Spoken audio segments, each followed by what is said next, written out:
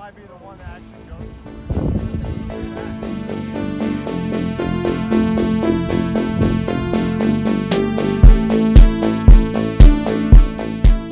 So I've been filming the slingshot training program all winter. In here, I have a new website coming. I'm gonna have a fully take-home comprehensive back leg slingshot disc golf program. And I thought this would be a good time to make a comprehensive back leg disc golf video. I usually like to keep my videos short. This might be a longer video. Try to stick around to the end because I'm gonna give you a full breakdown of what back leg disc golf is. I'm gonna compare it to front leg disc golf. You will not be confused after this video. Let's get into it. Some good turf. Is there more than one way to do this? I think it's that way in all aspects of life. There's always more than one way to do it. So front leg versus back leg disc golf, there's no right or wrong. They are two very different things. I don't like to use scientific terms, but biomechanically, they are 100% different. First things first, what is back leg disc golf? And why did I bring it to the internet? Is it twisting the leg, pushing off with the leg, rotating on the back leg versus an inactive back leg that acts as a counterweight? That is not what back leg disc golf is. Back leg disc golf versus front leg disc golf is all about coiling. It's about winding up to get the most out of your body, to achieve your full potential for effortless distance. There's always a bunch of different ways to do things, a lot of gray area, but in general, there is two ways to coil up your body. These are the two ways that are taught. I got the slingshot stick here. These are coming soon. Number one is the shoulder coil, and this works along with the backswing. They're the same thing in one way or another. Coiling your shoulders means taking your shoulders up here and turning them backwards, right? You're coiling up your shoulders. And that's what you're doing. You are coiling the shoulders, so it is a way to coil. The backswing is a shoulder coil as well. When you coil the shoulders, two things happen. One, you're gonna have this shoulder fly back here. It's gonna look like this. I call it the sailboat because in terms of uncoiling, which means spinning fast and creating power, you're gonna go slower because this is gonna be working against, I don't know, the wind. And when you pull through or go in and out, however you do it with the arm, it's gonna look like this. Look at your own form as I go along here and look for these things. From the side, it would look like this. This is Preston. This is a really easy example. You can check out his before and after. I'll leave a link in the description to that video. This is a pretty extreme example that most beginners look like.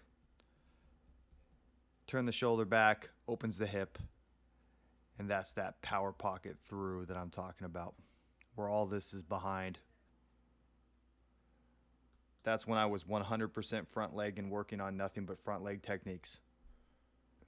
Coming through the power pocket, offside, not engaged at all. The next thing that happens when you coil the shoulders is it opens your back hip. This is a closed hip in relation to my target. Shoulder coil, this is an open hip right there.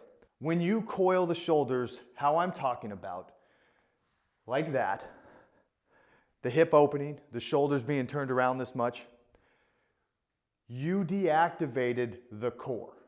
You're not gonna feel anything in the core area, the lower back, the stomach, the obliques, your left glute. You're not gonna feel a stretch there because you're not coiling those muscles. The second type of coil, what I teach in back leg disc golf, slingshot disc golf, I call it the core coil, for lack of a better term yet. In this movement, you lock up your back hip, you don't turn your shoulders, and you only turn right here.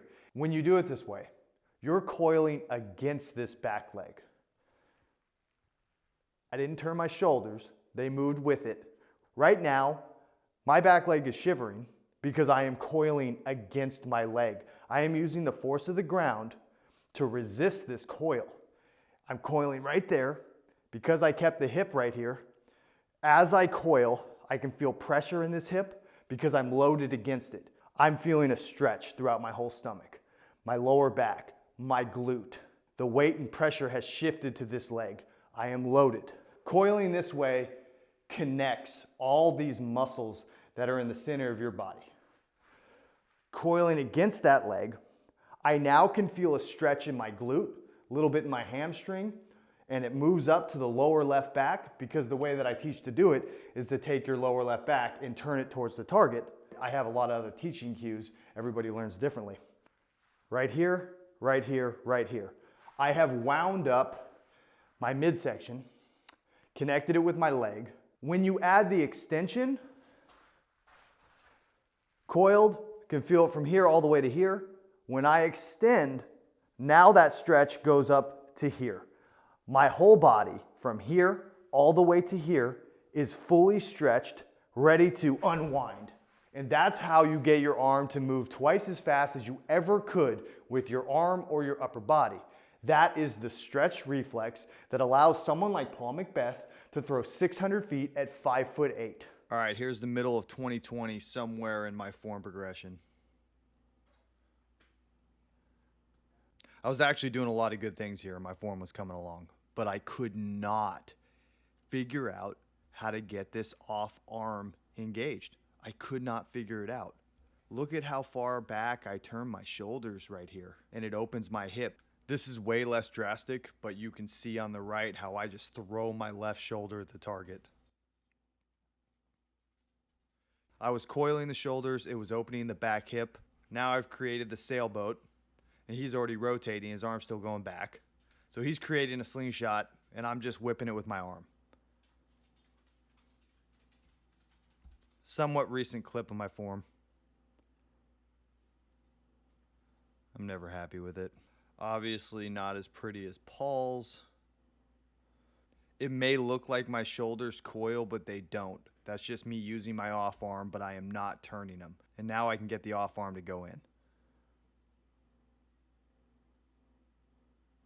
Once I stopped coiling my shoulders, that hip stopped opening up, and I was able to actually create a slingshot with my offside. I'm going to talk about rotating with the back foot later in the video, but I'm pushing in right now with the force of the ground, and it's not even close to how much Paul is pushing in. All right, we got the GOAT, we got the Terminator, and we got representative of Wilson's Market. Hip closed, off arm in. The shoulders will get to where you want them to go without you having to turn them. Otherwise, you're going to deactivate the coil.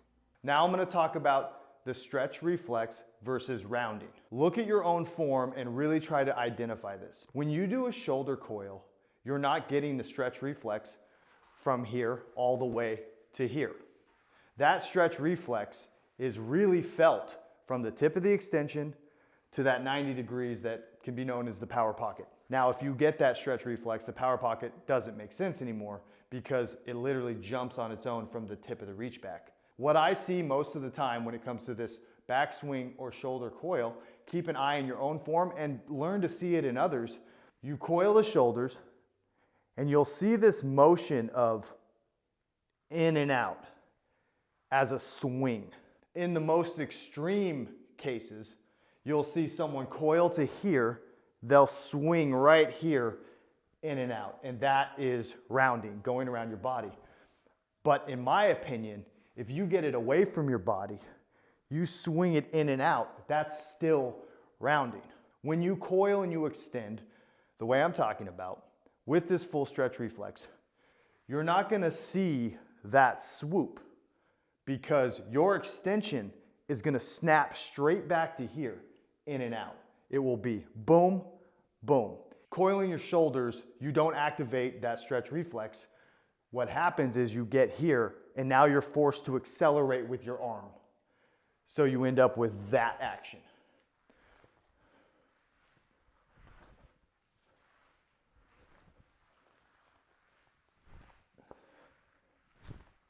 Now, let's talk about if you actively push or turn with the leg or if you don't. When you coil with your core against your leg, against the force of the ground, my leg is resisting my coil and I'm pushing against my leg. Now, I'm coiling and stretching against my leg is resisting the coil with the ground force. I am now what I call loaded. Now, Paul Macbeth, Aaron Judge, Tiger Woods, they all coil this way.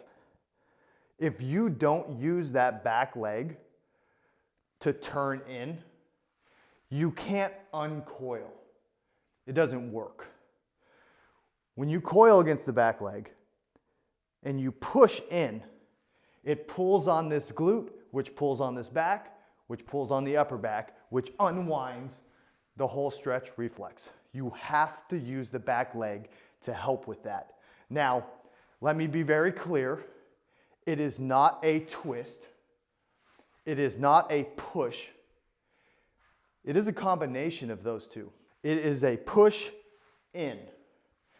You have momentum. So after you push in, your leg will come off the ground. That's the big difference between baseball and disc golf, or golf and disc golf, is you're dealing with momentum and a massive follow through because you're using your body in a much more extreme way, so you come off the ground. In front leg disc golf, when you coil the shoulder, you're not loading the leg. You're not creating that coil and that stretch reflex that connects the whole body, which means you can come back without ever using that back leg. You don't need it to uncoil. That's why you don't have to use the back leg and it just slips and acts as a counterweight. Like I said, this is a way to do it. One thing you'll notice is you'll see this position a lot, but you won't see that position. And if you really compare that back leg at certain moments to someone like a Paul Macbeth, you're gonna see a difference in that positioning. When you're studying your own form, really take a look at the power pocket stage, because if you're using front leg disc golf techniques, you will never see this leg or this foot pointing in and making this shape unless you are actively making this shape. That's what all front leg disc golfers that I have seen look like to some degree. There could be some cases here and there, but I don't remember them or I haven't seen them. The power pocket position I am talking about, when you do not actively turn the leg, when you get to that 90, you will not see that. We could go through a lot of them. 90 degrees, leg pointed in. No pressure here yet.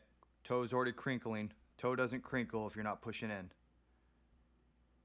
90 degree, in, foot facing that way. Knee pointed in, foot pointed in. Remember, I was a front leg disc golfer for months. You have to actively use ground force and push in for that leg to make that shape. You cannot make that shape like that. It has to go like that. Paul Macbeth coils while balancing on one leg. X step, Heisman position, coil. Extend, now you're loaded, now you unload. The Johnny Ringo drill is one of the staple drills in my training program. You balance on one leg and you coil. That's all it is. That's the coil. That's the stretch. We don't do that in this method. And you have to make that happen during the X step, which means you need to develop some incredible coordination and balance on your back leg. To be able to do this, boom. That is extremely difficult to do. Not only because of the technique itself, it's because we're playing baseball left-handed now, or right-handed if you're a lefty. Disc golf is really cruel in that way, in my opinion, because most baseball players who watch my channel get it. They're like, okay, this is a baseball swing.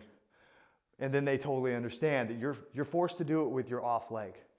And that is no joke. That's brutal. Because if you want to do back leg disc golf, you have to understand that this could take 6 months to a year to get down.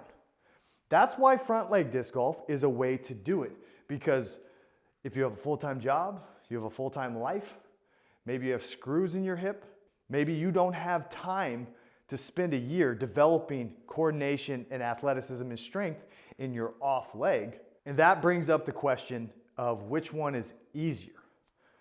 Well, everything I just talked about makes back leg disc golf extremely difficult. Front leg disc golf can be learned quickly because we're not all in a position to develop that back leg, develop athleticism, develop this stretch, because everything that I'm talking about is so much more physically demanding to a point that I don't think everybody will be able to do it. That's why it's important to have multiple ways to do it, because it is cruel. You are forced to go on a leg that doesn't have any strength. You're forced to stretch and coil your whole body into a slingshot. If you don't have that kind of flexibility here, it's gonna hurt. You might not be able to get there. I gained 250 feet in 2020 when I uploaded my channel. What you don't know is that I lost 46 pounds doing that. I pushed myself athletically in the gym with yoga and with explosive speed training because I was no longer going like this. Now I was going like this and doing it during a run-up. I had to become an athlete to hit those distances. Now, when you do a shoulder coil or a backswing, you can go anywhere you want. There is no governor of flexibility. You can go here, you can go here. You're not pushing flexibility. In fact, you have taken flexibility out of it. When you coil like that, you can only go as far as you are flexible. That's why these young, athletic, professional disc golfers can throw so far, because they have that flexibility to be able to get to that position. Back leg disc golf is complicated and very physically demanding. You have to be built different for this. You have to have a hunger, and you have to have that athletic mindset, and you have to understand that this is a different sport. Front leg and back leg disc golf are different sports entirely. The movement doesn't feel the same. You're gonna have to relearn accuracy. You're gonna have to get really bad before you can get good. And you might have to work on this for a year. But this is how you reach your full potential, which is gonna be rare. This is high level form. Disc golf is also a leisurely activity. So front leg disc golf is a way to get out there and just do it, because it's not just about form, right? It's about putting, it's about plastic, it's about different shots. It's about being off your phone, being with your friends. That's why there's multiple ways to do it, so you can get out there and have fun playing, because it is golf. A lot of aspects to the game. The last thing I want to talk about is injury prevention. Which style causes injury and which style is safer or more dangerous? First of all, Kevin Durant pulled his Achilles by taking a step backwards. Paul Macbeth with perfect form could suffer an injury. So could Drew Gibson. They all can. Front leg, back leg.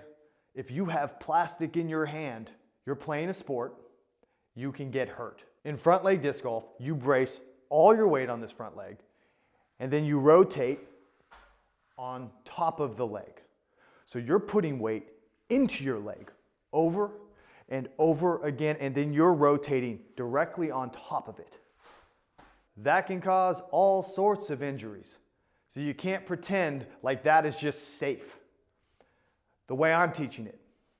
Now, you're coiling, you're rotating through the power window, which is what I call it. You're done. This leg braces your rotation. You're pretty much rotating into this leg.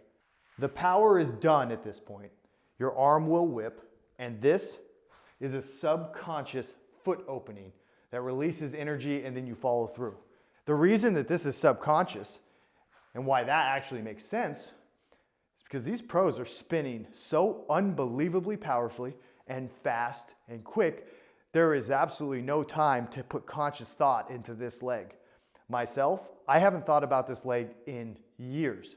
It does its own thing. I coil and I load and I explode. This, if it opens, that means I had enough power for it to open. If it doesn't open, that means I didn't have enough power. I don't think about it.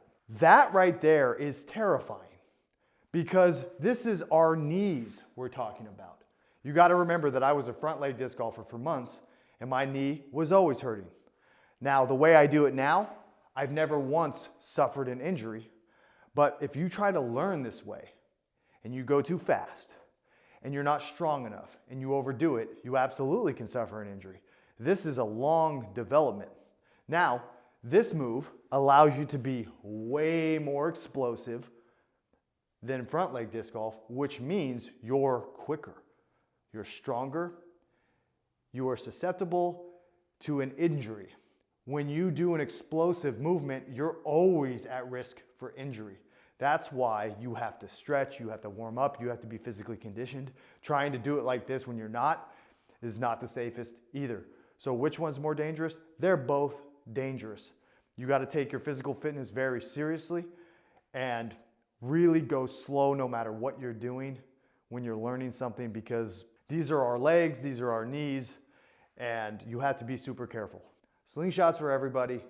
Hopefully that was helpful. The weight shift, the brace. Could there really be more weight on the back leg than the front leg? Find out next time on Back Leg Disc Golf Explained. That might be the one that actually goes.